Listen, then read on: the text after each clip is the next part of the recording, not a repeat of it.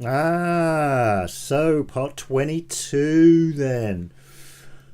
Last time around we kind of created this little green area up here on the control panel to tidy things up and to sort of put in all of the various little bits of functionality that we have done and that we need to do. In actual fact, in terms of the ingredients, we've really only done this one button. The good news is the rest of these are actually pretty easy. However, we're not going to attempt them yet. We're going to finish off the control panel and we're going to add in the rest of these buttons. So we've got a few down here that we've already created earlier, so we need to tidy those up. Let's have a little look. So that's what we've done with the maintaining stock levels and ingredients. So we've done that. That's the green block at the top. Moving on.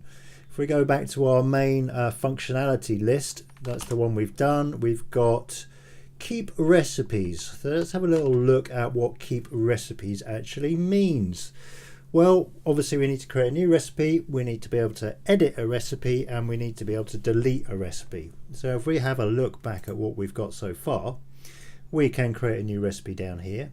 We can select a recipe like this, open it, and if we wanted to, we can edit it. So actually those two bits are done.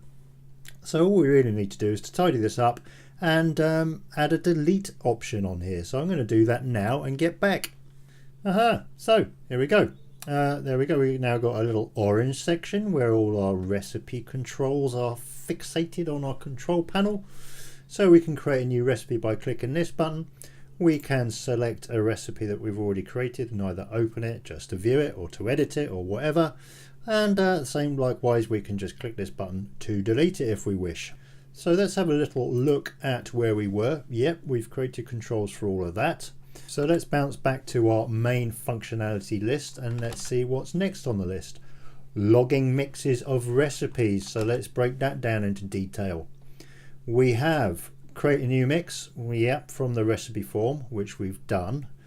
But I also think it would be a good idea to be able to create a new mix from the control panel. Because we don't necessarily need to open a recipe to create a mix from it. We may not care anything about the recipe, we just want to make a mix. So yeah, that would be good to have. We then need to be able to view and edit previous mixes from a specified recipe or for basically, you know, any recipe we like. So we can view the whole list of mixes if we like. And obviously a button to be able to delete a mix. So I'm going to add those in right now. Right, so I've been and gone done that. So create a new mix from the recipe form. Well, we already had that basically, didn't we? Let's have a little look. If we look up a recipe like this one, open it, we can see we can make a mix with that button. So that is done, which is why it has a fat border.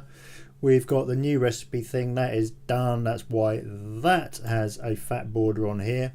So we need to be able to open a mix from this form and we need to be able to delete a recipe from this form. So we need to add that functionality. Then we're down to the view and edit previous mixes of a specified recipe or of any recipe, and we need to be able to delete a mix. So down here in the purple section, we can open all of the mixes. We can specify a mix, and I've created basically the date and the name. These are the only ones we've done. We kind of, because it's dummy data, they're all the same recipe and they're all the same date, but that doesn't matter. We could select one of those and we could open it or we can delete it. And yeah, so that actually covers everything that we need to do on here. And aside from the additional functionality, it is everything we need to do. So for now, we basically need to work on this form and make all of these buttons work that aren't surrounded by thick borders. The scary part is that the vast majority of them aren't. The ones that we've done have got the thick borders, and there's only 3 of those. So it's a little bit scary, but not so much as scary as you might think, because a lot of these are going to be fairly simple to do. And so that's the next stage, but I'm going to start that tomorrow. Watching paint dry would be more interesting.